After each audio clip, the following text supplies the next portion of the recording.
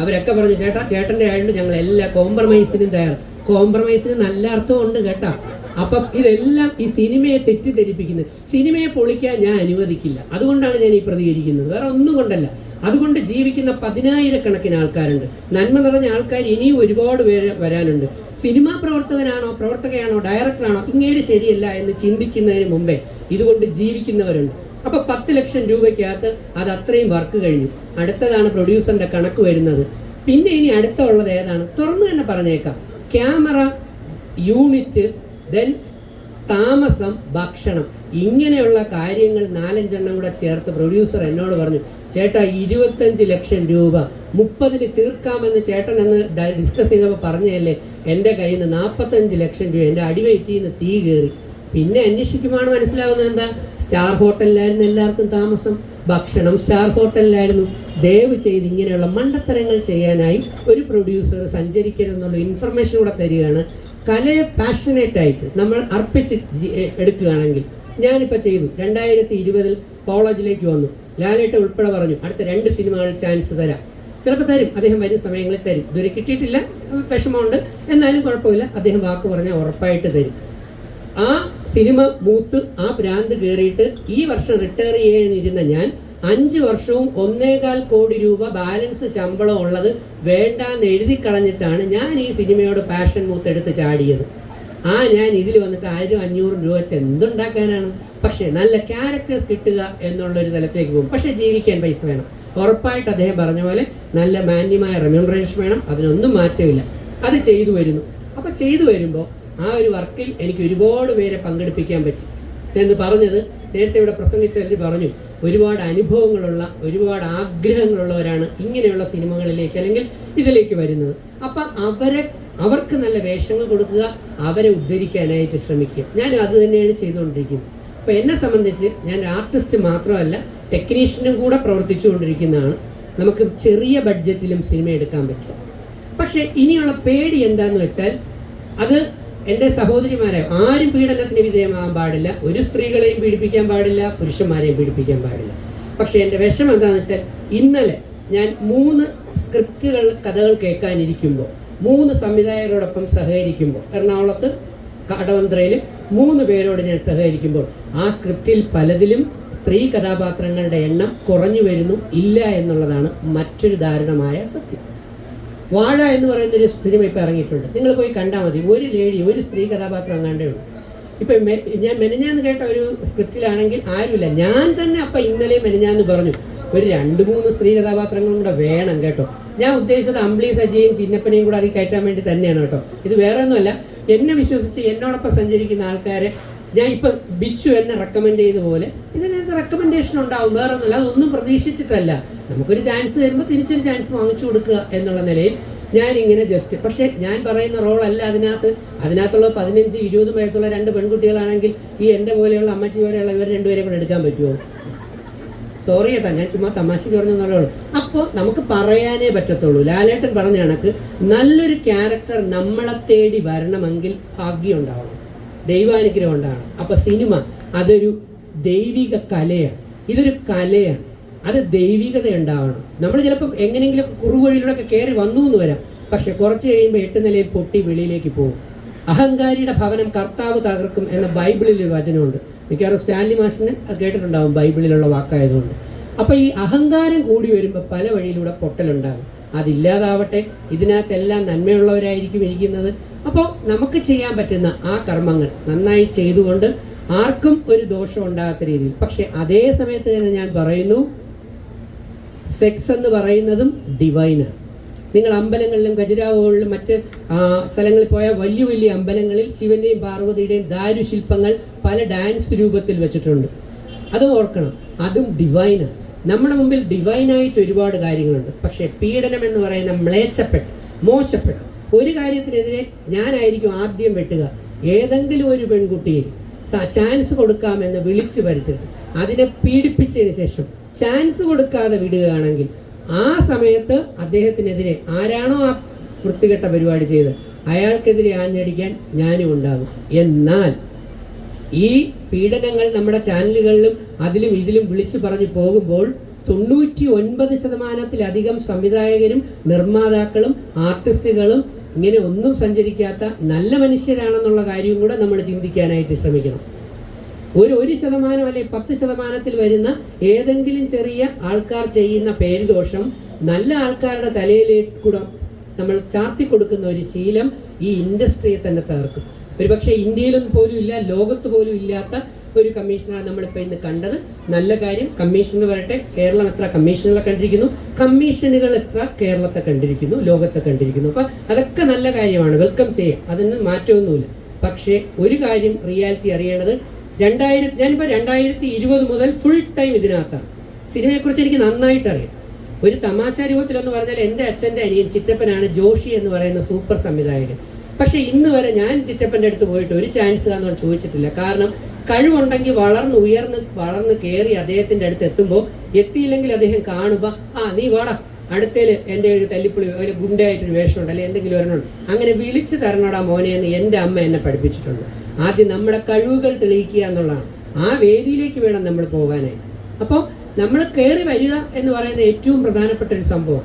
അപ്പം ത്യാഗങ്ങൾ അനുഭവിച്ച്, കഷ്ടതകൾ അനുഭവിച്ച്, പീഡനങ്ങൾ അനുഭവിച്ച് നമ്മൾ വളർന്ന് കയറി വന്നാൽ മാത്രമേ. സ്വർണം അഗ്നിയിൽ ഉരുക്കുന്നത് നമ്മൾ കണ്ടിട്ടുണ്ടല്ലേ? ആ സ്വർണം അഗ്നിയിൽ ഉരുക്കി അതിലെ മാലിന്യങ്ങൾ കഴിഞ്ഞാണ് അതിനെ ഒരു നല്ല സ്വർണ്ണാഭരണമായി മാറ്റുന്നത്. ഈ തുടക്കത്തിൽ ഞാൻ പറഞ്ഞൊരു വാക്കൂടെ പറഞ്ഞ് ചുരുക്കാം. പീഡനം അനുഭവിക്കാത്ത കഥകളി നടന്മാരില്ല. സ്വയം ശരീരത്തിനെ എത്രയോ വർഷങ്ങൾ പീഡിപ്പിച്ചിട്ടാണ് കണ്ണ് ഏത് രീതിയിലാണ് പോകേണ്ടതെന്ന് നമ്മൾ നോക്കുന്നത്, അല്ലേ? നമ്മൾ വിചാരിച്ചാൽ നടക്കത്തില്ല. ഭരതനാട്യമൊക്കെ പഠിക്കുന്ന കുട്ടികൾ, ഏത് മേഖലയിൽ പ്രവർത്തിക്കുന്നവരും അവരവരുടെ ശരീരത്തെ സ്വയം പീഡിപ്പിക്കുന്നു, അല്ലേ? അപ്പം പീഡനം വാക്ക് നല്ലതിനെടുക്കുക. നമ്മൾ അത്രത്തോളം ത്യാഗങ്ങൾ അനുഷ്ഠിച്ച് ഞാൻ എന്തുകൊണ്ട് അമ്പിളി സജിയുടെ കാര്യം പറഞ്ഞു, അല്ലെങ്കിൽ ജിൻസി, ഇന്നലെ രാത്രി 12:30 ആയപ്പോഴത്തേക്ക് അമ്പിളി സജി എന്നെ വിളിക്കുകയാണ്, ചേട്ടാ ഞാനിപ്പം ഇടുക്കി അടുപ്പിച്ചുള്ള തൊടുപുഴ ബസ് സ്റ്റാൻഡ് വന്ന് ഇറങ്ങിയതേ ഉള്ളൂ. എവിടെ നിന്നാണ് അമ്പിളി സജി? തൃശ്ശൂർ എന്തോ ഒരു പ്രൊഡക്ഷൻ ടീം ഉണ്ടാക്കിയിട്ടുണ്ട്. ആ തൃശ്ശൂരിൽ നിന്ന് രാത്രിക്ക് വണ്ടി കയറി ചെന്ന് തൊടുപുഴ മൂവാറ്റുപുഴ ഏതോ ബസ് സ്റ്റാൻഡിൽ ഇറങ്ങിയിട്ട് മകൻ പിക്ക് ചെയ്യാനായിട്ട് വന്ന് അവിടെ നിന്ന് പോകുന്ന അമ്പിളി സജി. ഞാൻ പറഞ്ഞു, അമ്പിളി നീ നാളെ വരണ്ട, എനിക്ക് എപ്പോഴും ഫോൺ കോൾ വരാറുണ്ട്, എനിക്ക് ടൈമൊന്നുമില്ല. അപ്പോൾ എപ്പോൾ നീ നാളെ വരണ്ട, പിന്നീട് രാവിലെ വീണ്ടും ഓടണ്ടേ. ഞാനിവിടെ ആദ്യം നോക്കിയതാണ്. അതും കഴിഞ്ഞ് നേരെ പോയി കിടന്ന് ഉറങ്ങിയില്ല. അതിനു മുമ്പേ വെളുപ്പാങ്കാലത്ത് തൊടുപുഴയിൽ നിന്ന് ഈ പരിപാടിക്ക് വന്നിട്ട് ചാൻസ് ഉണ്ടോ ഇല്ലയോ എന്ന് പോലും എനിക്കറിയില്ല. ആ കാണിച്ച അമ്പിളി സജി ജിൻസി ചിന്നപ്പൻ്റെ പുറകെ ഇരിപ്പുണ്ട്. കൊടുക്കണമെന്നൊന്നും ഞാൻ പറയില്ല, അതൊക്കെ നിങ്ങളുടെ ഇഷ്ടമാണ്. പക്ഷേ സ്വന്തം ശരീരത്തിനെ ഇത്രത്തോളം സ്വയം പീഡിപ്പിച്ച് ഇത്രയും യാത്ര ചെയ്ത് അവിടം വരെ പോയിട്ട് ഈ പരിപാടിയിലേക്ക് വരാൻ തിരിച്ചും വരുമ്പോൾ ഒന്ന് ആലോചിച്ചേ. ആ ആത്മാവിൽ, ആ മനസ്സിൽ, ആ ഹൃദയത്തിലുള്ള ഈ സിനിമയോട്, അല്ലെങ്കിൽ ആർട്ടിസ്റ്റ് ആവാൻ വേണ്ടി, അല്ലെങ്കിൽ ഒരു മികച്ച കലാകാരിയാവണം, മികച്ച കലാകാരനാവണം എന്ന് ആഗ്രഹിച്ചുകൊണ്ടുള്ള ആ ഒരു പാഷൻ, അതിനെ അംഗീകരിക്കാതിരിക്കാൻ കഴിയത്തില്ല. തീർച്ചയായും നീ വന്നില്ലെങ്കിൽ ഞാൻ ഈ കൈയടിക്കില്ലായിരുന്നു. വന്നതുകൊണ്ട് ഞാൻ തീർച്ചയായിട്ടും കൈയടിക്കുന്നു. അപ്പം നമുക്ക് മറ്റുള്ളവരെ അപ്രീഷിയേറ്റ് ചെയ്യാൻ, മറ്റുള്ളവരെ അനുമോദിക്കാൻ പലപ്പോഴും നമുക്കൊരു മടിയാണ്. കഴിവുള്ളവരെ നിങ്ങൾ അനുമോദിക്കാതെ, പ്രോത്സാഹിപ്പിക്കാതെ, ബൈബിളും വേദഗ്രന്ഥങ്ങളും പറയുന്നു, യേശുദേവൻ പറയുന്നു, നിങ്ങൾ വിശ്വസിച്ചാലും ഇല്ലെങ്കിലും മറ്റുള്ളവർ നിങ്ങൾക്ക് ചെയ്തു തരണമെന്ന് നിങ്ങൾ ആഗ്രഹിക്കുന്ന എന്ത് പ്രവൃത്തിയും ആദ്യം നിങ്ങൾ അവർക്ക് ചെയ്തു കൊടുക്കൂ എന്ന്. നിങ്ങൾക്ക് കയ്യടി വേണോ? നിങ്ങൾ മറ്റുള്ളവർക്ക് കയ്യടിക്കും. നിങ്ങളെ മറ്റുള്ളവർ സ്വീകരിക്കണോ? നിങ്ങൾ ആദ്യം മറ്റുള്ളവരെ സ്വീകരിക്കാൻ തയ്യാറാവും. ഭർത്താവിൽ നിന്ന് നല്ലൊരു സ്നേഹം, അല്ലെങ്കിൽ ഭാര്യയിൽ നിന്ന് നല്ലൊരു സ്നേഹം വേണോ? ഭർത്താവ് മാത്രം ഉരുട്ടി വിഴുങ്ങാതെ കഴിക്കുന്ന കൂട്ടത്തിൽ ഭാര്യയ്ക്കും കൂടെ ഒരു ഉരുള ഉരുട്ടി വായിലേക്ക് വെച്ചു കൊടുക്കും. അല്ലാതെ ബലികർമ്മം കർക്കിടവാവ് വരുമ്പോൾ ആലുവ മണപ്പുറത്ത് വന്നിരുന്ന് ഉണ്ട ഉരുട്ടി കളിച്ചിട്ട് ഒരു കാര്യമില്ല. ജീവിച്ചിരിക്കുമ്പോൾ സ്നേഹിക്കാനായിട്ട് ആദ്യം നമ്മൾ പരിശീലിക്കണം. അത്രമാത്രം പറഞ്ഞുകൊണ്ട് ഒരു കാര്യം കൂടെ പറഞ്ഞ് ഞാനങ്ങ് ചുരുക്കുകയാണ്. വേറെ ഒന്നുമല്ല, ഈ കാര്യങ്ങളെല്ലാം പറഞ്ഞു പോകുമ്പോൾ എല്ലാം ഉൾക്കൊണ്ട് തന്നെയാണ് പറഞ്ഞത്. സിനിമ തകരാൻ പാടില്ല. മലയാള സിനിമ കഴിഞ്ഞ വർഷം 250-ലധികം സിനിമകൾ റിലീസ് ചെയ്തു. പക്ഷേ 200 എത്ര എണ്ണം കച്ചവടമായെന്ന് നിങ്ങളൊന്ന് അന്വേഷിച്ച് നോക്കിയേ. 10-20 സിനിമ കഴിഞ്ഞ് ബാക്കി 230-ലധികം സിനിമകളുടെയും പ്രൊഡ്യൂസർമാർ കുത്തുവാള എടുത്തിരിക്കുന്നുണ്ട്, അല്ലെങ്കിൽ അതിനകത്തുള്ള വർക്കുകളിൽ അത് മുന്നോട്ട് പോകുന്നില്ല. ഈ വർഷം 2024 ഏകദേശം 140-150 സിനിമകളായി. 10 സിനിമകൾക്കകത്ത് മാത്രമാണ് കാശുണ്ടാക്കിയിട്ടുള്ളത്. ബാക്കി പലരും ബാക്കിലേക്ക് പോയി. 200 സിനിമകളുടെ പ്രൊഡ്യൂസർമാർ ബാക്കിലേക്ക് പോയാൽ നമ്മളൊന്ന് ആലോചിച്ച് നോക്കിയേ, നമ്മളാകുന്ന ആഗ്രഹം മൂത്ത് നിൽക്കുന്ന കലാകാരന്മാർക്കും കലാകാരികൾക്കും ഇതില്ല. ഇത് പറഞ്ഞില്ലെങ്കിൽ ഇന്നലെ എന്നോട് സംസാരിച്ച ചില പ്രൊഡ്യൂസർമാരും ഡയറക്ടർമാരും പറഞ്ഞ വാക്കെനിക്ക് ഇനി ഓർത്തില്ല എന്ന് വരാൻ പാടില്ല. അതുകൊണ്ട് പറയാണ്, ഇന്നലെ സംസാരിച്ച 2 പ്രൊഡ്യൂസർമാർ പറഞ്ഞു, സാറേ ഇപ്പം തുടങ്ങണമെന്ന് വിചാരിച്ചിരുന്നതാണ് ചേട്ടാ, പക്ഷേ തൽക്കാലം ഇപ്പം വേണ്ട, ഇനി ഒരു 6 മാസം കഴിയട്ടെ. അങ്ങനെ 6 മാസം, അങ്ങനെ വർഷങ്ങൾ കഴിഞ്ഞ് അവർ വരുമ്പോൾ നമ്മളാകുന്ന പലരും എത്ര പേര് ബാക്കി ഉണ്ടാവുമെന്ന് അറിയാൻ പറ്റില്ല, അല്ലേ? പുതിയ തലമുറയ്ക്ക് അതിന് അവസരം ഉണ്ടാവും. അപ്പം അതുകൊണ്ട് നമ്മളാൽ കഴിവുള്ള സഹായം അത് മറ്റുള്ളവർക്ക് ചെയ്തുകൊണ്ട് എനിക്ക് നെഞ്ചി കൈവച്ച് പറയാൻ പറ്റും ആരോടും. ബിന്ദു പണ്ട് തൊട്ടേ ഞാൻ ബിന്ദുവിൻ്റെ സിനിമ കാണുന്നതാണ്. ഞാൻ തമാശയ്ക്കല്ല പറഞ്ഞത്. ഞാൻ കറുത്തമുത്തിൻ്റെ ഭയങ്കര ഒരു ഫാനായിരുന്നു അന്ന്. കറുത്തമുത്ത് സീരിയൽ ഓടിക്കൊണ്ടിരുന്നപ്പോഴത്തേക്ക് അങ്ങനെ നമുക്ക് കഴിവുള്ള ഒരുപാട് പേര്. പക്ഷെ ഒരു കാര്യം ഞാൻ നിങ്ങൾക്ക് ഗ്യാരണ്ടി ചെയ്ത് പറയാം, എൻ്റെ ഭാഗത്ത് നിന്ന് യാതൊരു കാരണവശാലും ഒരു സ്ത്രീക്കോ പുരുഷനും കൂടെ പറയും കേട്ടോ, ഒരു പീഡനങ്ങളും ഉണ്ടാവില്ല. കാരണം ആ പീഡനം ഉണ്ടാവാതിരിക്കാൻ ഞാൻ കഴിഞ്ഞ 17 വർഷം കൊണ്ട് ബൈബിളും ഖുറാനും രാമായണവും ഭാഗവതവും, എൻ്റെ ഡോക്ടറേറ്റ് മൈക്രോബയോളജിയാണ്, അവിടെ നിന്ന് സ്പിരിച്വാലിറ്റിയുടെ പഠിച്ചത് മാത്രമല്ല യേശുദേവൻ പറഞ്ഞൊരു വചനം ഞാൻ അങ്ങ് എടുത്തിട്ട് കഴിഞ്ഞ 17 വർഷം കൊണ്ട് ഞാൻ പ്രാക്ടീസ് ചെയ്തുകൊണ്ടിരിക്കുന്നതാണ്. ആ വചനവും കൂടെ പറഞ്ഞങ്ങ് നിർത്താം. വേറെ ഒന്നുമല്ല, ജന്മനാൽ ഷണ്ടരായി ജനിക്കുന്നവരുണ്ട്, കേട്ടിട്ടുണ്ടാവുമല്ലോ. എന്ന് പറഞ്ഞാൽ ജനിക്കുമ്പോൾ തന്നെ അവർക്ക് അടുത്ത തലമുറ കുഞ്ഞുങ്ങളെ സൃഷ്ടിക്കാൻ കഴിയില്ല, സ്റ്റെറൈലായി. പിന്നെ ജനങ്ങളാൽ ഷണ്ടരാക്കപ്പെടുന്നവരുണ്ട്, കയ്യിലിരിപ്പ് ശരിയല്ലാത്തതുകൊണ്ട് മതിലിയാടി കഴിയുമ്പോൾ നാട്ടുകാർ ശരിയാക്കി എടുത്തിട്ട് തീർക്കുന്നു. ഇനി 3ാമത്തെ ഒരു വചനമുണ്ട്, സ്വർഗരാജ്യത്തെ പ്രതി അവനവൻ സ്വയം തന്നെ ഷണ്ടനാക്കാൻ ശ്രമിച്ചുകൊണ്ടിരിക്കുന്നത്. എനിക്ക് അഭിമാനത്തോടെ പറയാം, കഴിഞ്ഞ 17 വർഷം കൊണ്ട് ഈ 3ാമത്തെ ദൈവരാജ്യത്തെയും പ്രതീക്ഷിച്ച് ഞാൻ എന്നെ തന്നെ ഒതുക്കിക്കൊണ്ടിരിക്കുന്ന ആളാണ്. അതുകൊണ്ട് തന്നെ എനിക്ക് ചലഞ്ച് ചെയ്ത് പറയാൻ പറ്റും, എൻ്റെ കൂടെ ഈ ലോകത്ത് എവിടെ സഞ്ചരിച്ചാലും ഒരു മനുഷ്യനും വാക്കുകൊണ്ടോ നോട്ടം കൊണ്ടോ പ്രവൃത്തി കൊണ്ടോ ഒരു പീഡനം അനുഭവിക്കില്ല.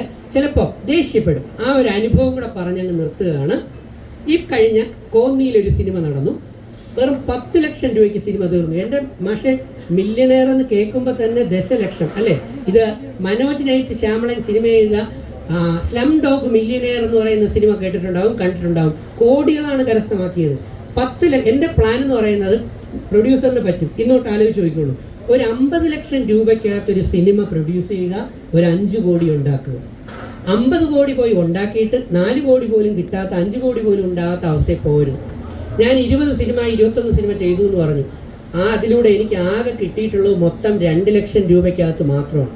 എന്നാൽ എനിക്ക് കടം തരാനുള്ള ആൾക്കാരുടെ എണ്ണം എടുത്തു കഴിഞ്ഞാൽ 10 ലക്ഷത്തിൽ കുറയാതെ എനിക്ക് കിട്ടാനുണ്ട് പലയിടത്തുനിന്നും. ചാരിറ്റിയുടെ ഭാഗമല്ല, അല്ലാതെ എനിക്ക് കിട്ടുമ്പോൾ കൊടുക്കുന്നതാണ്. പക്ഷെ തിരിച്ചു ചോദിക്കാകുമ്പം പറയുന്ന, ചേട്ടന് ഭാര്യയില്ലല്ലോ, മക്കളില്ലല്ലോ, കുടുംബം, പിന്നെ ഞാൻ എന്താ വായു ഭക്ഷിക്കൂ? അപ്പം 2 ലക്ഷം രൂപ. അതിൻ്റെ അർത്ഥം എനിക്ക് ഏറ്റവും നന്നായി കിട്ടിയത് നടികർ എന്ന് പറയുന്ന സിനിമയിൽ ടൊവിനോയുടെ തന്നെയാണ്. 40 കോടിയുടെ ബഡ്ജറ്റായിരുന്നു. പക്ഷെ എന്തോ കൊണ്ട് അത് വിജയിക്കാതെ പോയി. എന്നാൽ ഒരു നയാ പൈസ പോലും വാങ്ങിക്കാതെ ചെയ്ത കുറച്ച് സിനിമകൾ ഇപ്പോൾ വരുന്നുണ്ട്. അതിൽ ഏറ്റവും നന്നായി ചെയ്തിട്ടുണ്ടെന്ന് തന്നെയാണ് അതിൻ്റെ സംഘാടകർ പറയുന്നത്.